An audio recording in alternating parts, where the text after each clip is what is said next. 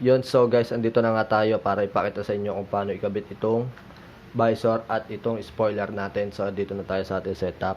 Ngayon, uunahin muna natin ikabit itong visor.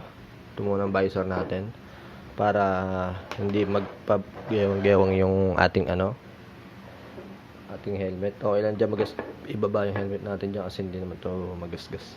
So, itong visor na to, ito ay iridium blue lens. Ayan, kung nakikita nyo, meron na siyang decals. Pero itong pag binili nyo yung helmet niya, itong visor na to, wala pa siyang kasamang decals. Mabibili nyo rin to ng decals, ang buo na yan, magkakasama na lahat yan. So ngayon, umpisa na natin kabit. Unang-una natin gagawin, itatanggalin natin tong clear lens. Ang pagtatanggal ng clear lens ay medyo madali lang naman. Isipid na natin doon. Yan, ito yung ating clear lens. Tatanggalin mo. Dapat iaangat mo muna siya sa pinakataas. Pagkatapos mo siya iangat sa pinakataas, yan kung makikita nyo guys. Ayan kung makikita nyo guys. Ito, hihilahin nyo lang to. Hihilahin nyo lang siya papunta dito sa dulo. Ayan, pag nahilan nyo siya, hihilahin nyo lang. Tapos, ayan, matanggal na, diba? Napaka basic lang. Napaka simpleng gawin lang. So, lipat naman tayo dito sa kabila.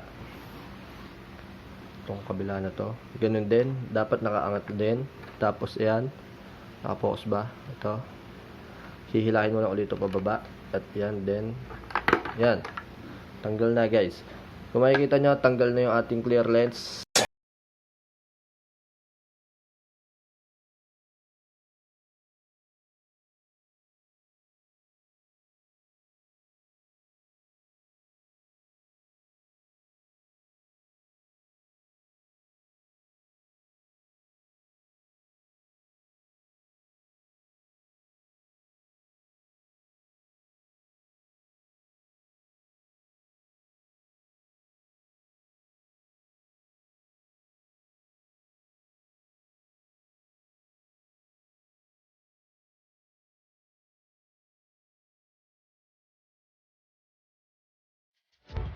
Ito na nga, buo na ang ating KYT helmet.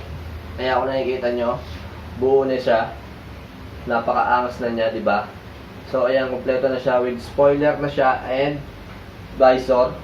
Pwede na natin siyang suotin at gamitin. So, ayan guys.